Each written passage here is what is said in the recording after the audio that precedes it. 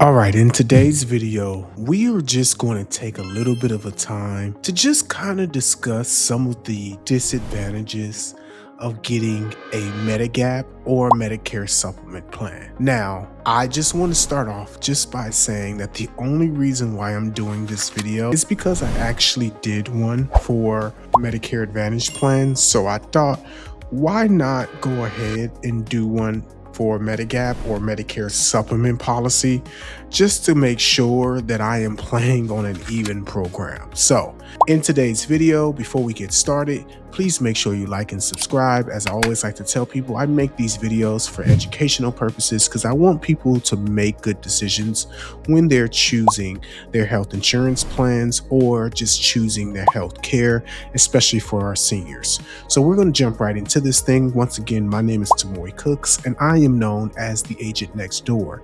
And I'm just going to give you 5 disadvantages that you can probably face when choosing a Medicare supplement or a Medigap plan, what's another name for it. So number 1, this is the biggest thing when it comes to Medigap plans. They have high monthly premiums.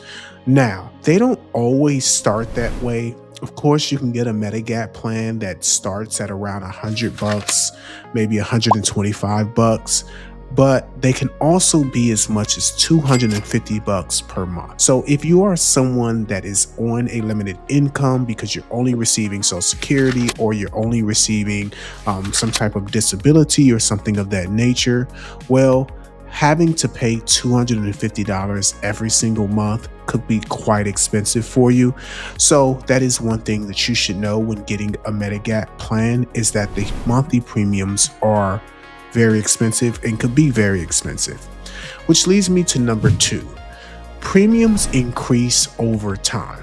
What do I mean by that exactly? Well, what I actually mean is you can start off by having your monthly premium at $125 per month. So you just turned 65, you got your Medigap plan, and it's $125 per month. Well, let's say you decided to keep that Medigap plan and now you're 75 years old instead of 65.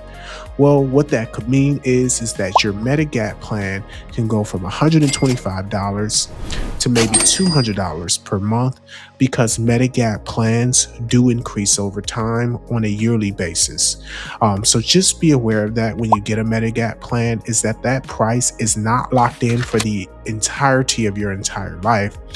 It's just for when you first get that plan, but you will notice an increase in your monthly premiums every single month. Number 3, Medigap plans don't typically have any additional benefits. So with your Medicare Advantage plans, you get your things such as your dental, vision, and hearing benefits. But with your Medigap plans, you actually have to purchase these things separately. So if you're looking for something that's going to include dental, vision, hearing benefits, well, unfortunately, a Medigap plan will not have those things, and you will need to purchase those things separately. So just be prepared for that. That's going to cost you a little bit extra money when it comes to that. Number 4, another thing about the Medigap plans is they also come with no prescription drug coverage, which means that you have to either purchase a separate prescription drug plan or you have to have credible prescription drug coverage from somewhere else, such as an employer, former employer, a VA, tribal benefits, something of that nature. Because the Medigap plans don't come with prescription drug coverage, you actually have to get that separately. So if you were looking for an all-in-one Medigap plan, unfortunately, you're not going to have that like you do with the Medicare Advantage plans, because Medigap plans requires you to get those things separately. Number 5, if you decide to switch your Medigap plan, you could go through underwriting. So when you first get onto Medicare, you have a 6-month period or 6-month guaranteed issue period for Medigap plans. So what that essentially means is that you have 6 months of going through no underwriting. No matter what your condition is, no matter what your situation is in life, you will not be underwritten. But let's say a year later, you were trying to go to a Medicare Advantage plan or looking to getting rid of your Medigap plan. Well, if you try to then go back and get that same Medigap plan again, they could make you go through underwriting. In fact, they almost will make you go through underwriting, because what they're trying to see is, are you healthy enough to actually get this Medigap plan? And if they do approve you, sometimes they can also increase your premium based on what you had previously.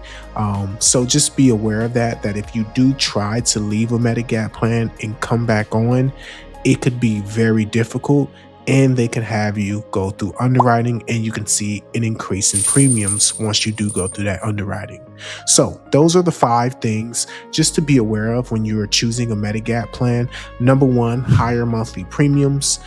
You can see a premium as low as $125, but also see premiums as high as $250. So if you're on a budget, just be aware of that. Number 2, your premiums will increase over time, so also be aware of that. You can start off at a certain number, like $100 when you're 65, and by the time you turn 75, that $100 could be doubled to $200, because they do increase those premiums on a yearly basis, so those rates are not locked in. Number 3, no extra benefits. If you're looking for dental, vision, and hearing benefits, Medigap plan may not be ideal for you, because you will have to purchase those things separately if you do want them. Number 4, no prescription drug coverage. If you're looking for prescription drug coverage, you will have to, of course, either purchase that separately or be getting that through some type of middleman or former employer, VA, or something of that nature, because Medigap plans do not come with prescription drug coverage. And number 5, if you do decide to switch and go to another Medigap plan, or you leave your Medigap plan and want to go back to a Medigap plan, you will possibly have to go through underwriting. So please be aware of that when you are getting a Medigap plan. And those are your 5 things that you should be aware of when choosing a Medigap plan. If you did enjoy this video, please like and subscribe. If you do have any additional questions, or you're just trying to figure out if a Medigap plan is good for you, there is a booking link in the description. Be sure to click on that. There is a free consultation for you if you do want to know your options. Once again, my name is Tamoy Cooks, and I am the agent next door. Have a great day.